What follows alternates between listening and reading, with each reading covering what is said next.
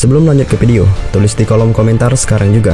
Berikan doa dan dukungan kalian untuk timnas Indonesia agar bisa membawa pulang Piala AFF tahun ini.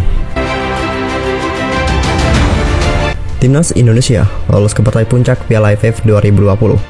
Tiket final diraih usai skuad Garuda bersusah payah mengalahkan Singapura 4-2 di leg kedua semifinal Piala AFF 2020. Secara agregat, timnas Indonesia menang 5-3 atas tim tuan rumah. Keberhasilan timnas Indonesia menembus partai puncak tidak lepas dari andil Sintayong. Dan kali ini kita akan mengupas kunci sukses Sintayong membawa timnas Indonesia ke final Piala AFF 2020. Fisik pemain timnas Indonesia lebih kuat. Timnas Indonesia tidak pernah kekurangan pemain berbakat. Akan tetapi, bakat itu kerap tidak didukung dengan fisik yang bagus. Hal itulah yang diperbaiki oleh Sintayong sejak menjabat sebagai pelatih timnas Indonesia pada 1 Januari 2020. Hasilnya dapat dilihat di Piala AFF 2020 saat para pemain timnas Indonesia mampu bermain dengan intensitas tinggi dalam 90 menit. Gol-gol timnas Indonesia tidak hanya datang dari penyerang. Timnas Indonesia masih merupakan tim tertajam di Piala AFF 2020. Pasukan Sintayong sudah mengemas 18 gol. Terakhir gawang Singapura yang dibobol timnas Indonesia pada leg pertama dan semifinal leg kedua. Gol timnas Indonesia tidak bertumpu kepada satu pemain, karena banyak pemain yang bisa mencetakkan nama mereka di papan skor. Sekedar informasi, top skor timnas Indonesia di Piala AFF 2020 adalah Irfan Jaya yang telah mencetak 3 gol. Sementara itu, Evan Dimas, Ezra Walian, Pratama Arhan, Rahman Irianto, dan Witan Sulaiman sudah membuat 2 gol. Lalu Asnawi Mangko Alam, Elkan Bagot, Egy Maulana Fikri, dan Ramai Rumakik telah mencetak 1 gol. Pemain timnas Indonesia bermental baja.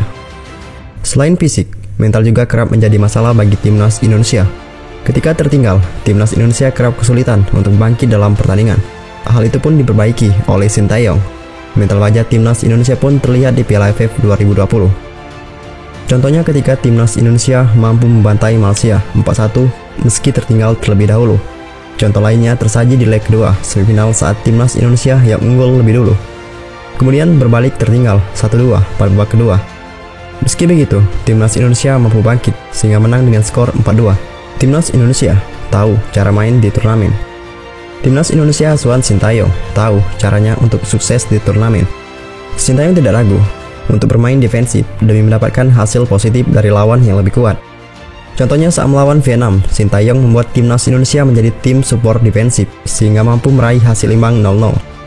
Hal itu mungkin tidak disukai beberapa pihak, tetapi poin lebih penting daripada permainan cantik dalam turnamen seperti Piala AFF.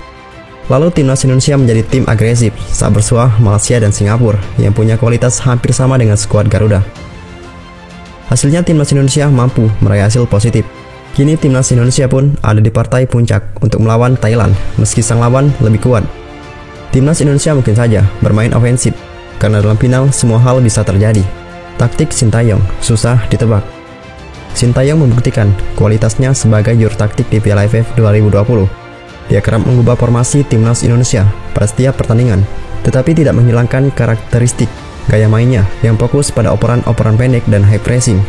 Sejauh ini, timnas Indonesia memakai formasi 4-3-3, 4-1-4-1, 5-4-1, dan 4-4-2. Perubahan di antara keempat formasi itu pun kerap terjadi dalam satu pertandingan.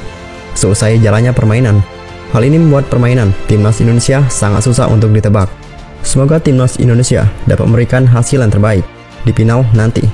Dan jangan lupa selalu berdoa dan memberikan dukungan untuk timnas Indonesia. Bravo timnas Indonesia.